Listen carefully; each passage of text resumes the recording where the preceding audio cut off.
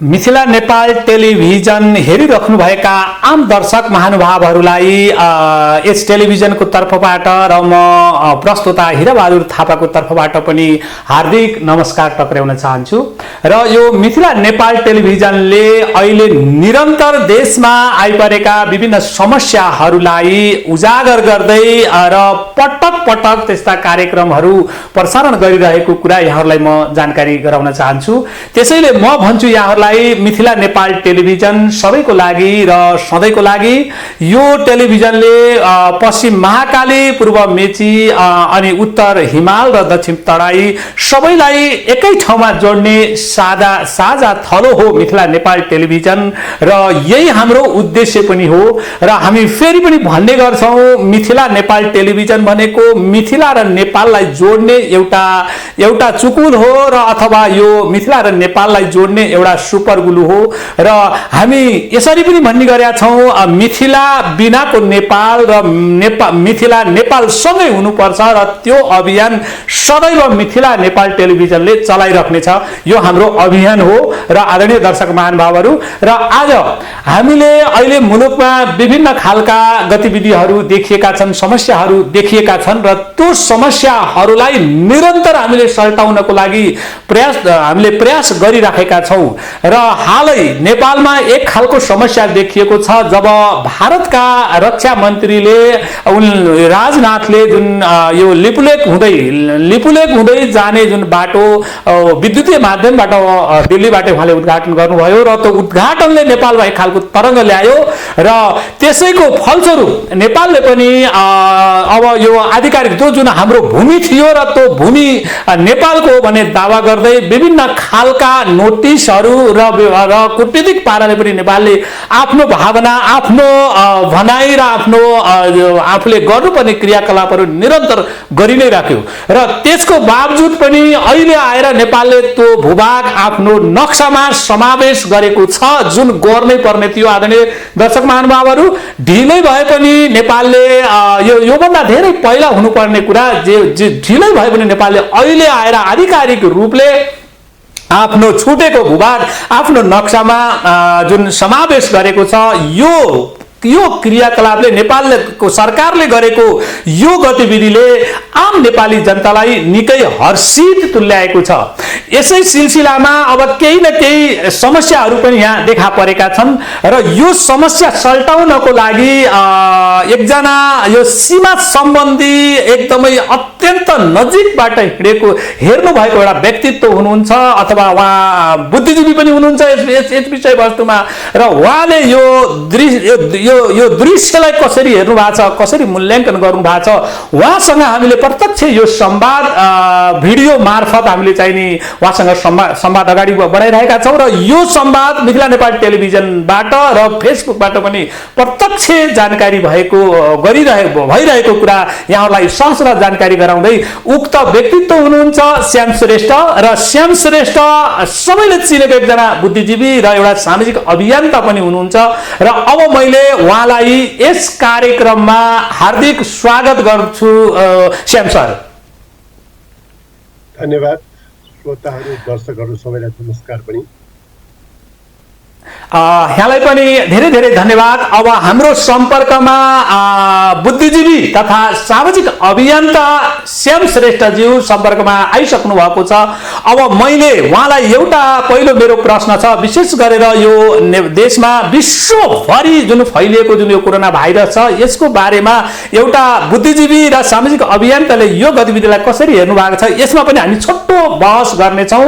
र अब मैले उहाँलाई प्रश्न राखेँ, यहाँले लकडाउनलाई आज 59 दिन लगभग दुई महिनाको लकडाउन भइरहेको छ र यो लकडाउनलाई यहाँले कसरी प्रयोग गर्नुभयो र यो लकडाउनलाई यहाँले कसरी उपलब्धिमूलक बनाउनु भयो र आम जनतालाई लकडाउन सम्बन्धी यहाँले के सुझाव दिन चाहनुहुन्छ?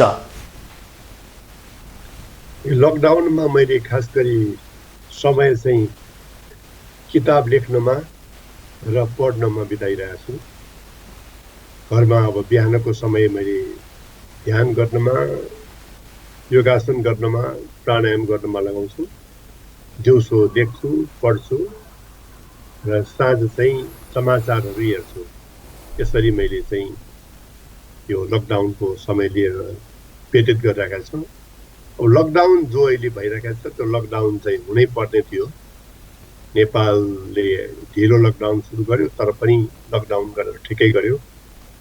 लकडाउन भनेको संक्रमित र असंक्रमितको बीचमा सम्बन्ध विच्छेद गर्ने कुरा हो।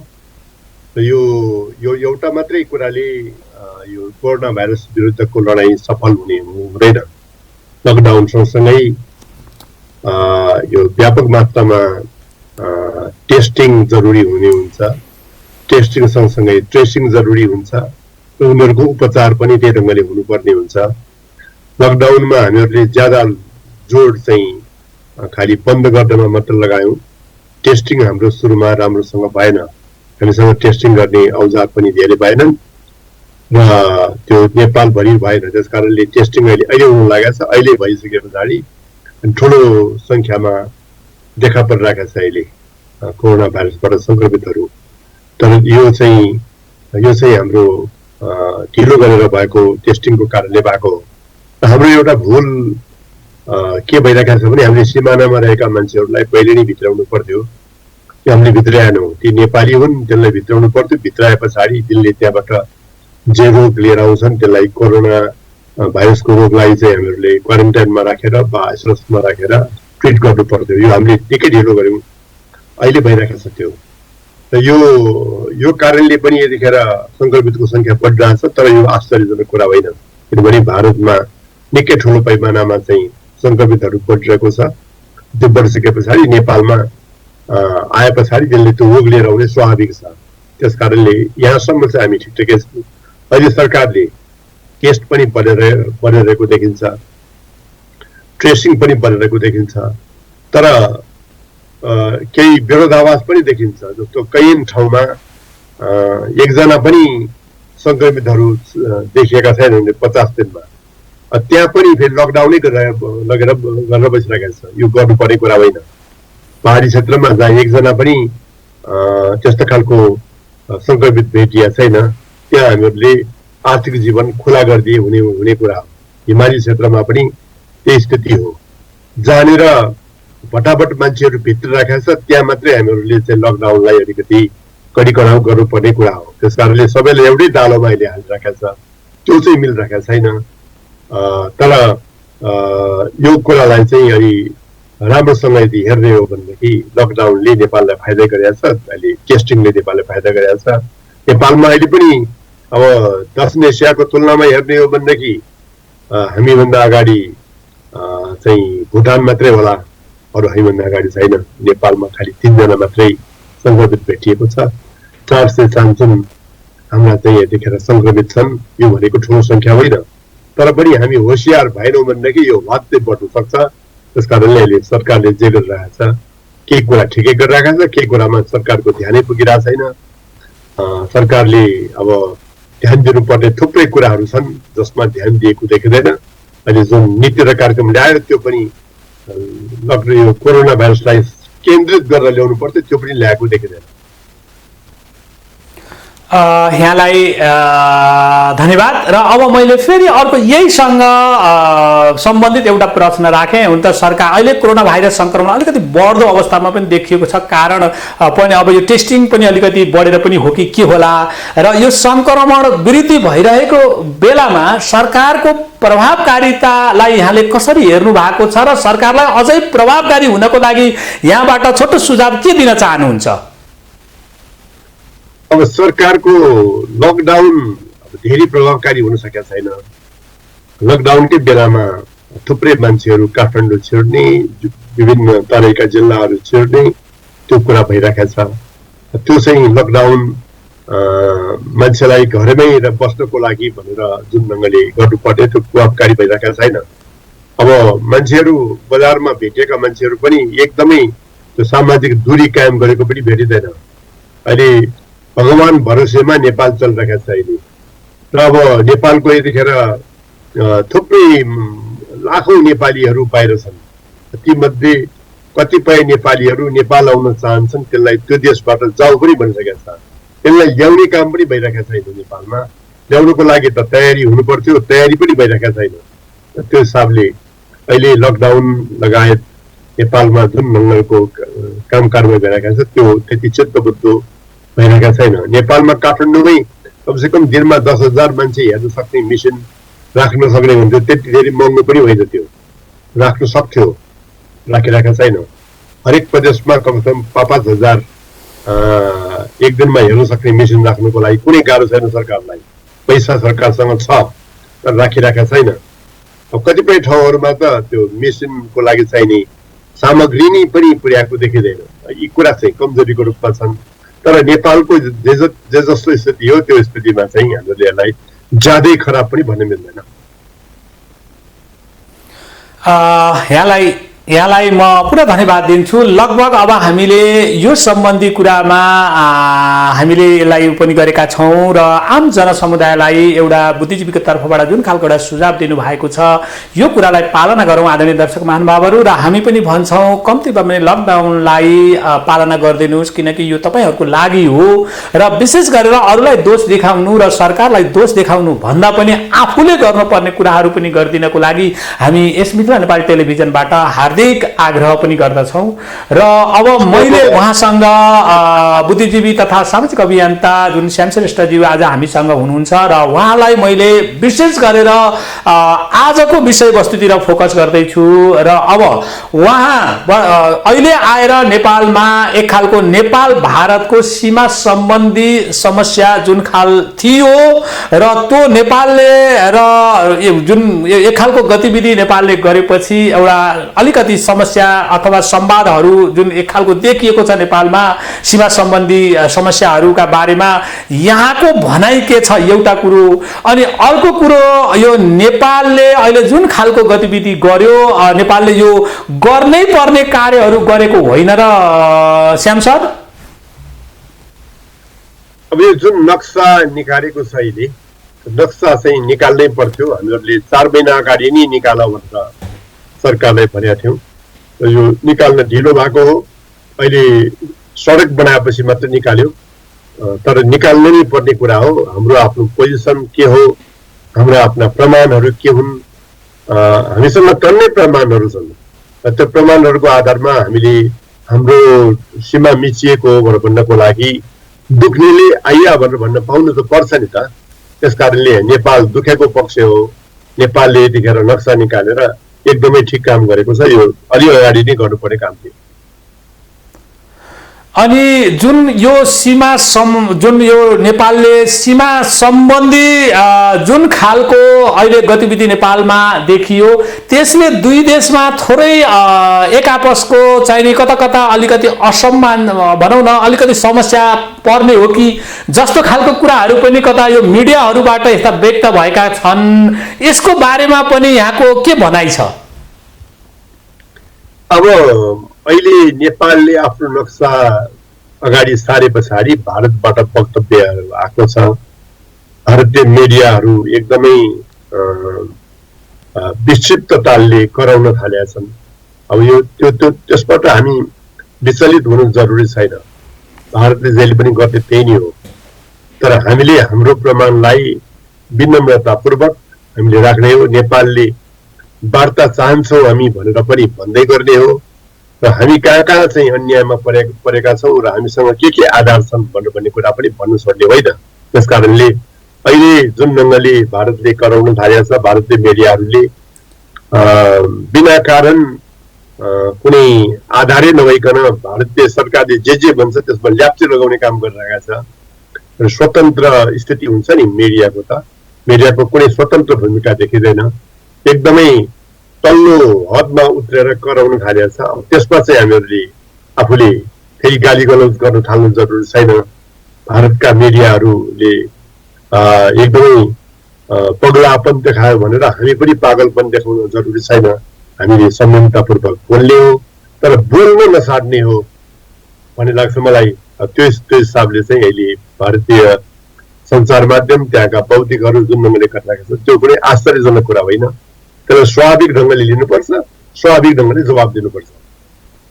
पक्कै पनि हामीले पनि भारतीय मिडियाहरूलाई के आग्रह गर्छौँ भने हाम्रो यस मिथिला नेपाल टेलिभिजनको तर्फबाट तपाईहरूले अनावश्यक यो प्रोपोगन्डा नगर्नुहोस्, किनकि त्यो नेपालको भूमि हो, त्यो नेपालको भूमि थियो र छ।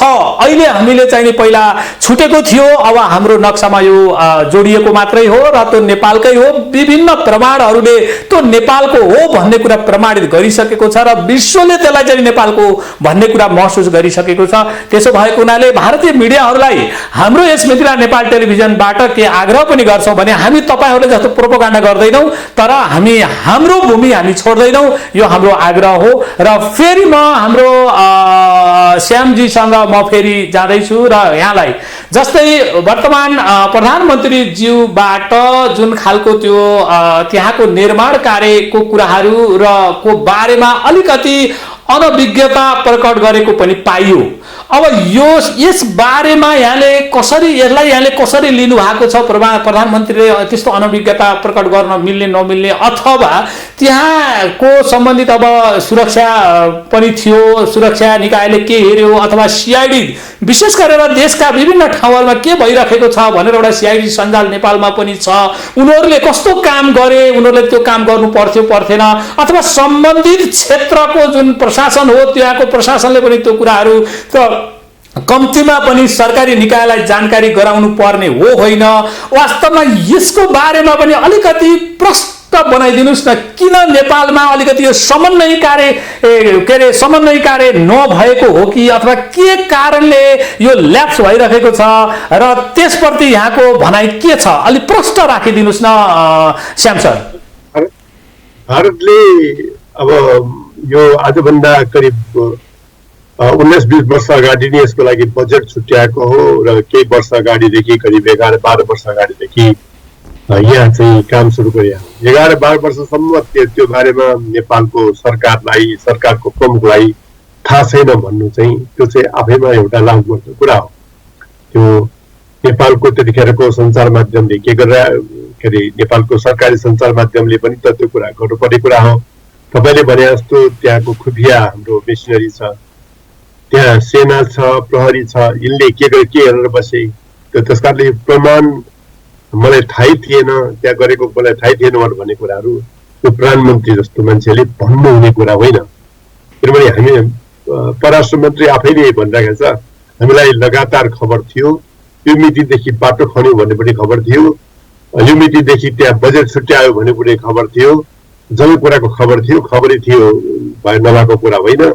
हामीले प्रयास पनि गरे हो भनेर परराष्ट्र मन्त्रीले जे भनिरहेको छ त्यही भनाइ नै ज्यादा सत्य हुनसक्छ।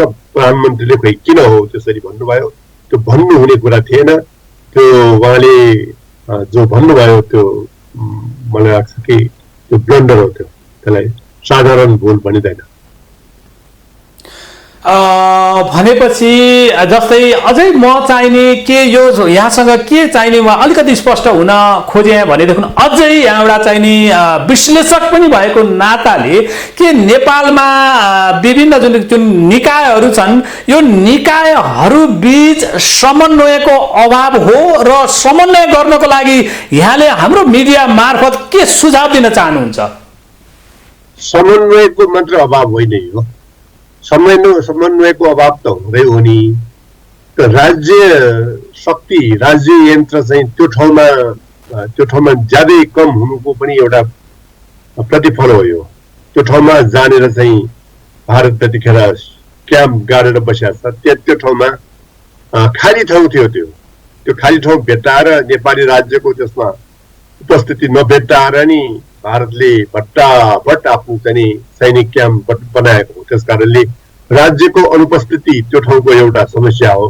तर त्यति हुँदाहुँदै पनि त्यहाँका सिडिओहरूले, दार्चुलाको सिडिओले मैले खबर गरेको छु भनेर भनिरहेका छन्। दार्चुलाको सिडिओले गृह मन्त्रालयमा खबर गरे पछाडि त्यो खबर प्रधानमन्त्रीका पुग्नु पर्दैन, त्यसलाई भन्छन् समन्वयको अभाव। खबरै नभएको कुरा होइन, तर नेपालको प्रधानमन्त्री बिरामी स्थितिमा हुनुहुन्छ, सबै कुराहरू उहाँलाई किन भन्नु र भनेर विदेशमै त्यो कुराहरू नदिने खालको कुरा पनि भइरहेको छ। त्यो कुरा होइन। प्रधानमन्त्री भनेको प्रधानमन्त्री हो, देशको प्रधानमन्त्री हो, उहाँलाई सबै कुराको जानकारी दिनुपर्छ, एउटा कुरा त्यो। अब अर्को कुरा के हो भनेदेखि चाहिँ ती ठाउँमा राज्यको मेसिनरी यो उसको खुफिया संयन्त्र सीआईडीको संयन्त्र त छ त, त्यो भित्रभित्र जानु पर्दैन। भारतले हाम्रो भूमिमा चाहिँ माथिदेखि तलसम्म लिम्पियाडोडादेखि तल गुन्जीसम्म चाहिँ सबै कुरा गर्न भ्याउने, थुप्रै ठाउँमा आफ्नो क्याम्प राख्न भ्याउने, नेपालले आफ्नो खुफिया मेसिनरी त्यहाँ लानु नभ्याउने, त्यो त एउटा संवेदनशील क्षेत्र पनि हो। अझ संवेदनशील क्षेत्रमा नेपालको अहिले भर्खरै जसरी चाहिँ सशस्त्र प्रहरी लगेर राखियो, त्यहाँ सेना लानु पर्दैन थियो, लान सकिँदैन थियो, लान सकिन्थ्यो। कैयन ठाउँ त अहिले पनि खाली छ नि, त्यो खाली ठाउँमा सेना लगेर राख्नुपर्छ। त्यो 6 महिना हाम्रो पुलिस लगेर राख्ने संयन्त्र रह्यो हाम्रो विगतमा, त्यो गलत थियो। त्यसरी भारतको 12 महिना रहने संयन्त्र छ, त्यस्तै गरेर हाम्रो पनि 12 महिना रहने संयन्त्र त्यहाँ हुनु पर्यो। अहिले खालि गुन्जीमा मात्रै हाम्रो राखिएको छ, छाङ्ग्रोमा मात्र राखेर पुग्दैन त्यहाँ। त्योभन्दा माथि जहाँनिर रिक्त स्थानहरू छन्, यो सबै ठाउँमा हामीले राख्न सक्छौँ, राख्नुपर्छ। अहिले त्यो कुरामा सरकारको ध्यान जानुपर्छ। सरकारले छुट्याएको कुरा के पनि छ भने त्यहाँ नेपालीहरू छन्, ती नेपालीहरू नेपालको भूमि आउनुको लागि भारतीय बाटो भएर आउनुपर्छ। आफ्नो बाटो छैन, नेपालको आफ्नो बाटो छैन। बल्ल यतिखेर बाटो खन्ने क्रम सुरुवात गरिएको छ, त्यो क्रम धेरै अगाडि हुनु पर्थ्यो। त्यस कारणले बाटो खन्ने, त्यो ठाउँको मान्छेहरूलाई राहत दिने, त्यो त्यहाँका जनताबाट सूचना लिने, त्यो सूचना टाइममै राज्यको प्रमुख कहाँ पुर्याउने, जम्मै कुरा चाहिँ नभइराखेको कुरा हो। यसमा समन्वयको अभाव पनि एउटा कारण हो। त्यसको साथसाथै राज्य मेसिनरी चाहिँ चाहिँदो मात्रामा चाहिँ एक्टिभ नहुने, चाहिँदो मात्रामा चाहिँ सक्रिय नबनाइने, हाम्रो आफ्नो जमिनमा भारतलाई खुलेआम तपाईँको चाहिँ परेड खेल्न छुट दिइरहने, नेपाल चाहिँ चुप्पो लागेर चाहिँ कुम्भकर्ण जस्तो 6 महिनामा भ्याउँजने, 6 महिनामा चाहिँ सुत्ने, त्यस्तो गरेर राख्ने भयो। त्यो अलिकति भारतले नक्सा जारी गर्छ अनि बल्ल उठ्छ, कहिलेकाहीँ चाहिँ भारतले सडक खन्छ बल्ल उठ्छ। यसरी टाइममा उठ्ने खालको जो रोग नेपालको छ, त्यो रोग पनि कारण हो। त्यो रोगबाट नेपाल मुक्त नभएसम्म यो हामीले यो सीमानाको समस्या हल गरेर खाँदैनौँ। धन्यवाद यहाँलाई। अब मैले अर्को यहाँसँग अलिकति एउटा जिज्ञासा राखेँ। त्यो जिज्ञासा के भने, जस्तै नेपाल र भारतबीच जुन खालको एउटा यो सीमा सम्बन्धी यो संवाद अथवा समस्याको बारेमा संवाद भइरहेको बेलामा, जस्तै भारतीय सेना प्रमुखले जुन खालको अभिव्यक्ति विशेष गरेर नेपाललाई होच्याउने खालको जुन अभिव्यक्ति सेना प्रमुखले प्रदान गरे, र हामीलाई यो पनि थाहा छ भारतको सेना प्रमुख नेपालको मानार्थ सेना प्रमुख हुन्छ अनि नेपालको सेना प्रमुख भारतको मानार्थ सेना प्रमुख हुन्छ। यसरी एउटा देशको चाहिने मानार्थ सेना प्रमुखले नेपाल आम नेपालीहरू र नेपाललाई होच्याउने खालको जुन अभिव्यक्ति गरे, यसप्रति यहाँको धारणा के छ? आम जनतामा राख्ने छँदैछ, यो राखिदिनको लागि मैले आग्रह गरेँ। अनि अर्को चाहिँ नि, सेना प्रमुख यसरी बोल्नु कतिको उपयुक्त हो र के भारतको सेना प्रमुख त्यहाँको सरकार भन्दा पनि ट्र्याक आउट भएर बोलेको हो जस्तो लाग्छ यहाँलाई? अब यो सेना प्रमुखले जुन बोल्नुभयो अस्ति, त्यो चाहिँ आपत्तिजनक कुरा हो। भारतीय सेना प्रमुखले बोल्ने होइन, त्यहाँको राजनैतिक नेतृत्वले बोल्ने हो। जसरी हिजो त्यहाँको परराष्ट्र मन्त्रालयले बोल्यो, त्यसरी बोल्नुपर्ने कुरा हो। सेनालाई बोल्न लगाउनु पर्ने धम्क्याउने कुरा हो। नेपालले अत्याचारहरू सहिराखेको छ, तर कुनै पनि धम्की नेपालले मन्जुर छैन। त्यस्तो खालको धम्कीले काम पनि गर्दैन। धम्क्यायो भन्नेमा नेपाल चाहिँ त्यो यो कुरा भारतले गरेको अन्याय मान्नेवाला पनि छैन। त्यस कारणले त्यो सेना प्रमुखलाई जुन बोल्न लगाएको हो, त्यो नेपाल तर्साउने हिसाबले बोल्न लगाएको हो। त्यस्तो खालको जुन मती भारतीय सरकारले राखेको छ, त्यो चाहिँ गलत मती हो। त्यसले नेपाली जनता जो कहिले पनि उपनिवेशको शिकार भएन, त्यसबाट डराउनेवाला पनि छैन, त्यसबाट तर्सिएर चाहिँ आफ्ना अडानहरू छोड्नेवाला पनि छैन। यहाँलाई धन्यवाद। अब अहिलेको यो घटनाक्रमले जुन खालको नेपाल र भारत बीचमा समस्या देखिएको छ र अलिकति अविश्वास, एक आपसमा अविश्वास पनि भएको छ र पक्कै पनि नेपालले जे गर्नु पर्थ्यो त्यो गरेको कुराहरू त हामीले त्यसको बारेमा विश्लेषण पनि गरिसक्यौँ। अब जे भए पनि यो अवस्थालाई नेपालले गर्नै पर्ने काम गरेको छ, तर अविश्वास हटाउनको लागि संवादको सुरुवात नेपालले कसरी अगाडि बढाउनु पर्छ भनेर यहाँले नेपाल सरकारलाई सुझाव दिन चाहनुहुन्छ? अब अहिले नेपालले 3-4वटा कुराहरू साथसाथै गर्नुपर्छ। एउटा त वार्ताको लागि लगातार आह्वान, लगातार प्रस्ताव गर्नुपर्छ। परराष्ट्र मन्त्री तहमा र प्रधानमन्त्री तहमा, दुवै तहमा चाहिँ हामी वार्ता गर्न चाहन्छौँ र हामी कूटनैतिक वार्ताबाटै यो समस्या समाधान गर्न चाहन्छौँ भन्ने कुराहरू राख्ने क्रमहरू सुरु गर्नुपर्छ। त्यो लगातार हामीले भनिराख्नुपर्छ र त्यो भन्न छोड्नु हुँदैन। भारत आइरहेका छैन, भारतले यसलाई चाहिँ जहिले पनि झुल्याउने खालको एउटा मानसिकताले व्यवहार गर्दैछ, तर त्यसमा हामीहरू आत्तिनु हुँदैन। लगातार हामीहरूले आफ्नो कूटनैतिक वार्ताको टेबल खुला राख्नुपर्छ, त्यसको लागि प्रस्ताव गरिराख्नुपर्छ। अब दोस्रो कुरा हो, हामीसँग जे प्रमाण छन् त्यो चाहिँ अकाट्य प्रमाणहरू, त्यो प्रमाणहरू एकै ठाउँमा सङ्कलन गरेर त्यो प्रमाणहरूको पोजिसन पेपर त्यो हामीले तयार पार्नुपर्छ। अब त्यो तयार पारेर ढिला भइसक्यो, त्यो तयार पारेर हामीले त्यो विश्व समस्या राख्दै जानुपर्छ। हाम्रा यी प्रमाण छन्, म तपाईँलाई के प्रमाणहरू अहिले बताउला पनि, त यी प्रमाण छन् भनेर त्यो हामीले प्रमाणसहित अकाट्य प्रमाण, त्यसको खण्डन हुन नसक्ने खालका जस्ता खालका प्रमाणहरू छन्, त्यो प्रमाण राख्दै गर्नुपर्छ हामीले। दोस्रो कुरा यो हामीले गर्नुपर्छ। तेस्रो, हामीले भारतीय सरकारले मात्र हाम्रो जमिन मिच्या, भारतीय जनताले मिचेको होइन। भारतीय जनतासँग विभिन्न खालको चाहिँ उपायबाट सम्बन्ध राखेर त्यहाँको मिडिया मार्फत, त्यहाँको जनता मार्फत हाम्रा कुरा राख्न सुरु गर्नुपर्छ हामीले, ताकि भारतको सरकारको भारतीय मिडियाको एकतर्फी कुरा मात्र सुनेर धारणा नबनाओस् भारतीय जनताले। किनभने जनता ठुलो हुन्छ, त्यसो भएको हुनाले हामीले यो कुराहरू चाहिँ राख्दै गर्नुपर्छ। त्यहाँको जनता सामुन्ने पुग्ने खालको उपायहरू हामीले निकाल्नुपर्छ। त्यो अहिलेको दुनियाँमा त्यो उपाय छ, अहिलेको यो मिडियाको कारणले नै त्यो उपाय छ र त्यो कुरा हामीले गर्नुपर्छ अहिले।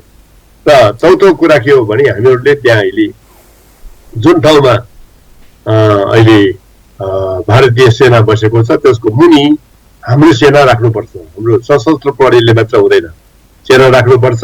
र हामीले यहाँ त सिमाना मिच्यो, बाँकी ठाउँमा सिमाना नमिचोस् भनेर हामीले नेपालको पूर्वदेखि पश्चिमसम्म अब ढिलोमा छिटो हामीले काँडे तार पर्खाल लाउने बाटोमा हामी जानुपर्छ।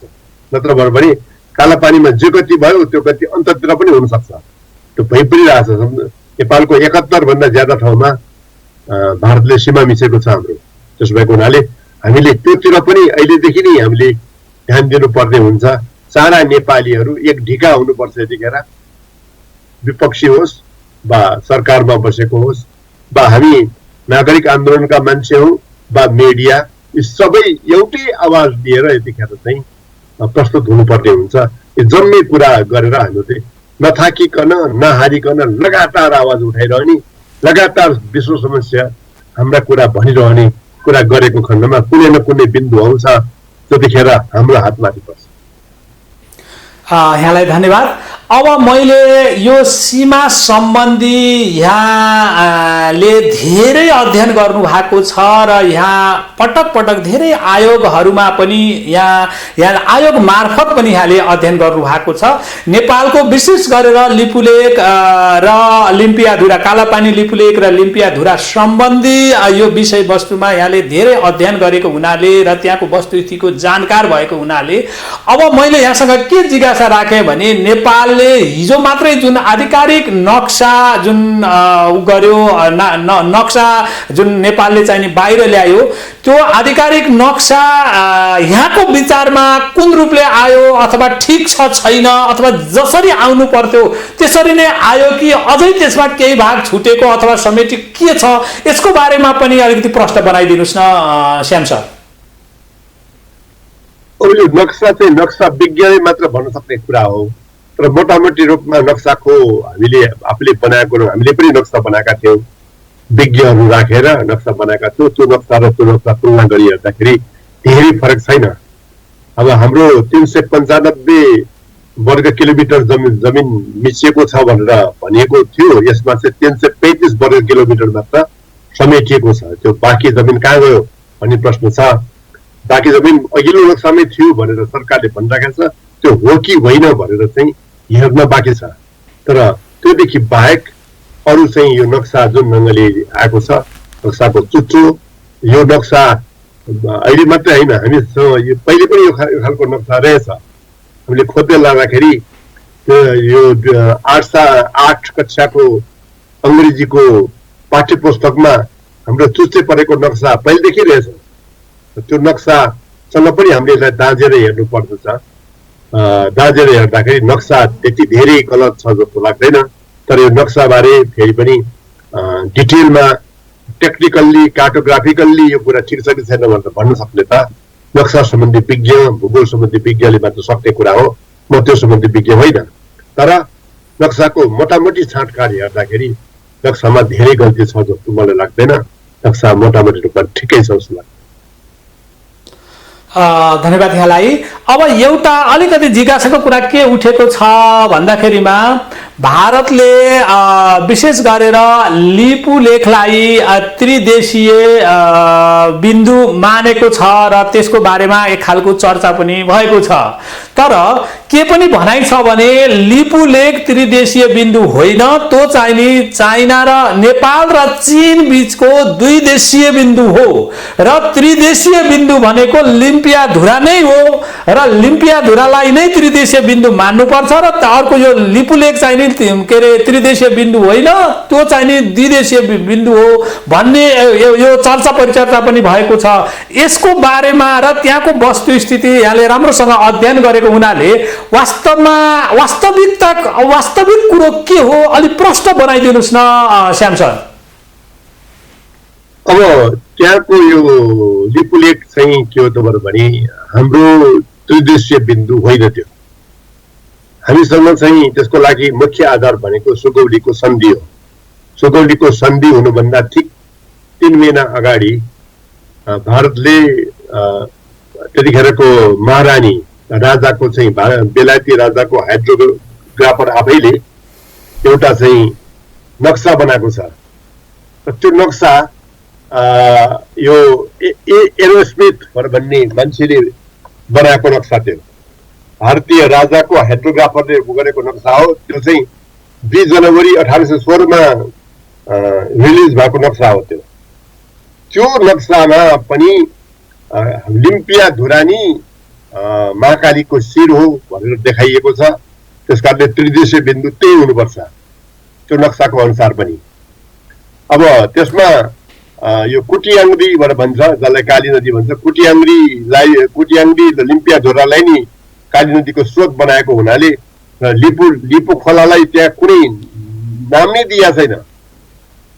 लिपु खोलाको कुनै नाम नै दिया छैन। कार्टोग्राफिक भाषामा नाम नदिनुको अर्थ के हुन्छ भने त्यो कुनै उल्लेख्य नदी होइन भनेर भन्ने हुन्छ। त्यसो भएको हुनाले यसले के साबित गर्छ भने त्यो लिपु लेखबाट आउने जुन खोला हो अथवा लिपु लेख हो त्यो त्रिदेशीय बिन्दु होइन। अब हामीलाई अर्को ज्यादै महत्त्वपूर्ण नक्सा भनेको सन् 1819 को नक्सा, सन् 1827 को नक्सा हो। 1819 को नक्सा भनेको सुगौली सन्धिको लगत्तै पछाडिको नक्सा हो। यो चाहिँ सर्वे अफ इन्डियाले नि कोरेको नक्सा हो। यसमा एस वेब भन्ने मान्छेले त्यो सर्वेयरले बनाएको नक्सा भनेर त्यो नक्सामा लेखिएको छ। त्यसमा लिम्पियाधुराबाट आएको नदीलाई काली नदी भनेर देखाइएको छ। त्यो भने पछाडि यो नदी यो सर्वे अफ इन्डियाले बनाएको नक्साले पनि यो लिपुलेखलाई त्रिदेशीय बिन्दु ठहर्याएन। काली रिभर भनेको लिम्पियाधुराबाट आएको नि काली नदी भनेर ठहर्यायो। अर्को नक्सा 1 फरवरी 1827 को नक्सा, यो नक्सा चाहिँ गढवाल कुमाउँको नक्सा भनेर दिएको छ नक्साले। यो चाहिँ पार्लियामेन्टको संसदको ऐन अनुसार प्रकाशित भनेर गरेको छ। यो नक्सामा चाहिँ पनि काली नदी चाहिँ लिम्पिया झोराबाटै आएको नदीलाई काली नदी ठहरिएको छ। यी जम्मै 3टा यो नक्साहरू जो भारत आफैले बनाएको नक्सा हो, हामीले कोरेको नक्सा होइन।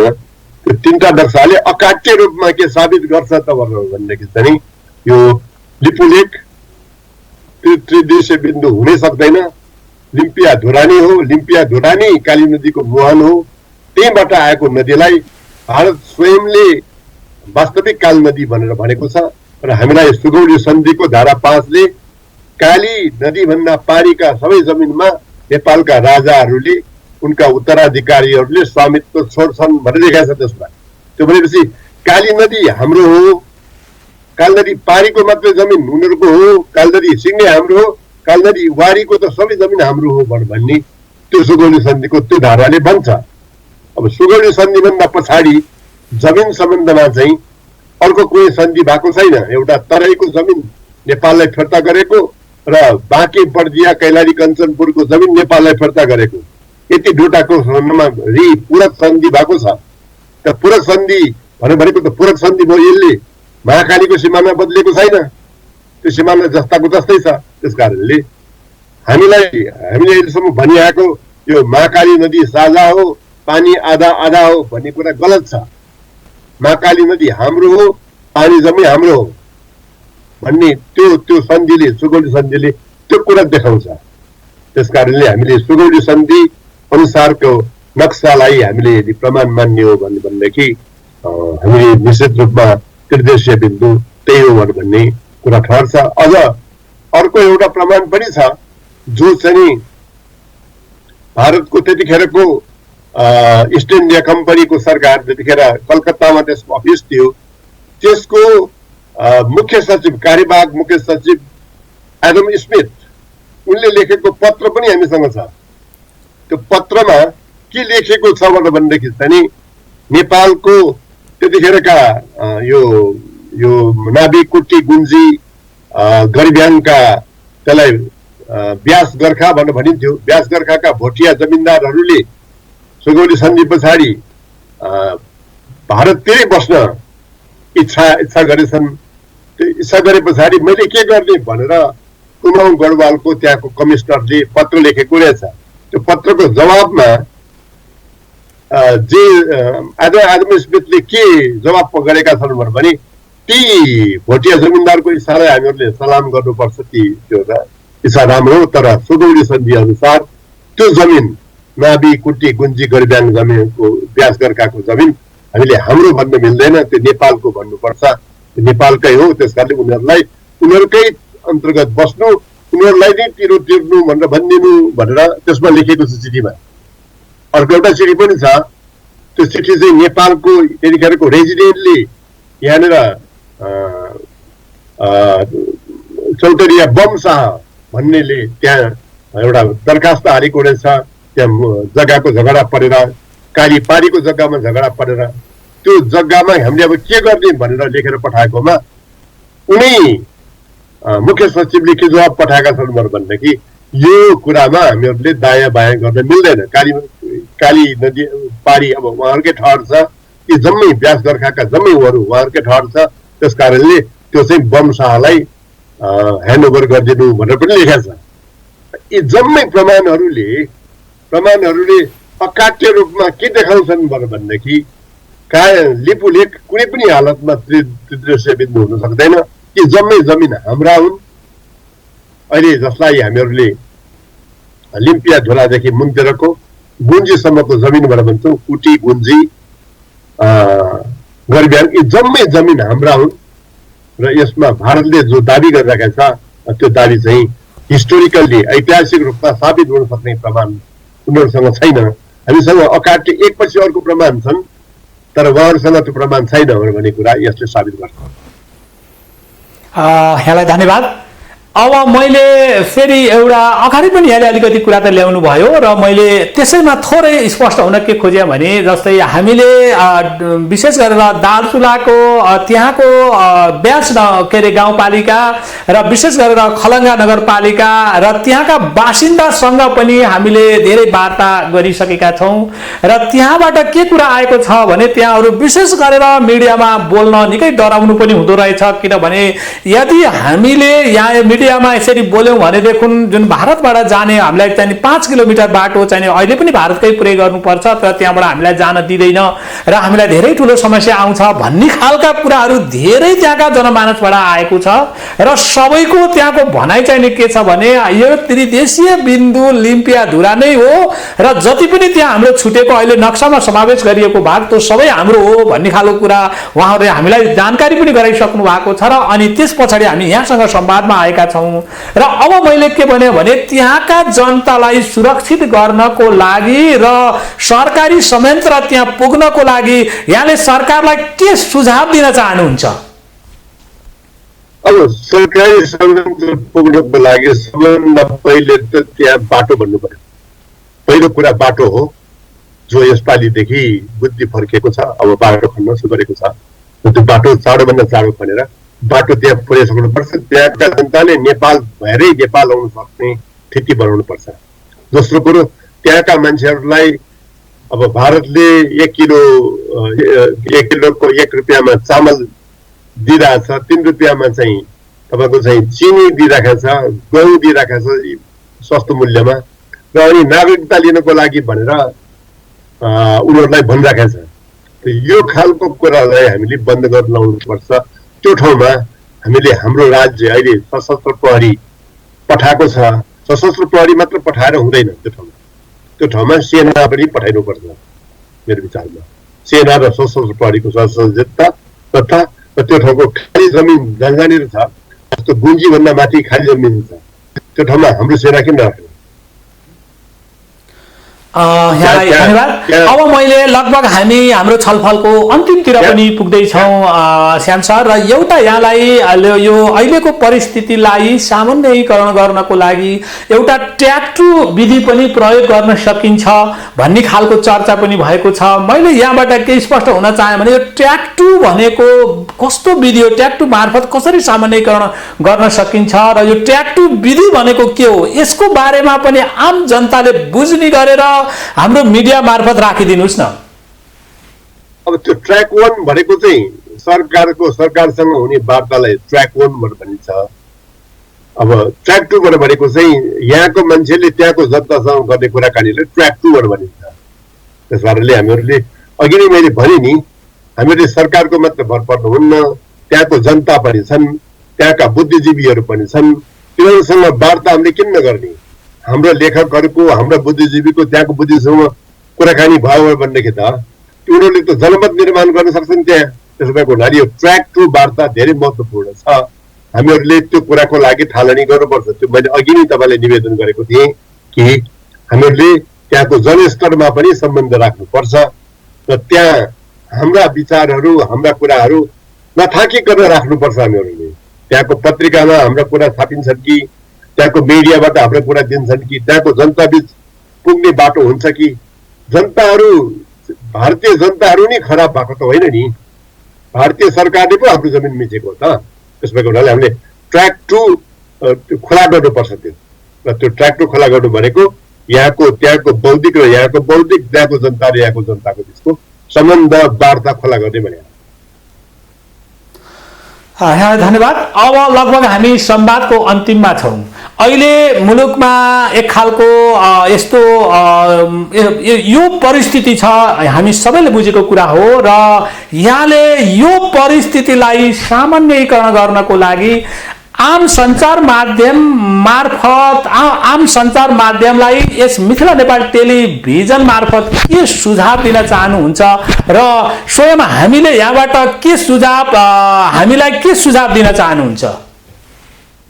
अब अहिले धेरै ठुलो महत्त्व छ यतिखेर मिडियाहरूको, किनभने सत्य हामीसँग रहेको सत्य जे हो त्यो चाहिँ बाहिर प्रकाशमा ल्याउने उनीहरूको जानकारीसम्म पुर्याउने काम कसैले गर्न सक्छ भने त्यो या त सरकारले डाइरेक्टली गर्न सक्छ, या त मिडियाले गर्न सक्छ, या त ट्र्याक टु डिप्लोमेसीले गर्न सक्छ। यो तीनटा उपाय छ। मिडियाको ठुलो भूमिका छ। अब हाम्रो नेपालमा 1997 साल मङ्सिर 27 गतेसम्म त्यहाँका मान्छेहरूले नेपालमै तिरो तिरेको प्रमाण छ। त्यो प्रमाण जनता सामुन्ने पुर्याउनु पर्यो। कसरी पुर्याउने? प्रमाण त हामीसँग छ त, त्यसको नोटै छ हामीसँग अहिले। अब हामीसँग 15 सालमा चुनाव गरेको चुनावको प्रमाण पनि छ, 18 सालमा जनगणना गरेको प्रमाण पनि छ। त्यो प्रमाण त हामीसँग त्यो अकाट्य प्रमाण हो नि, त्यो पुर्याउनु पर्यो।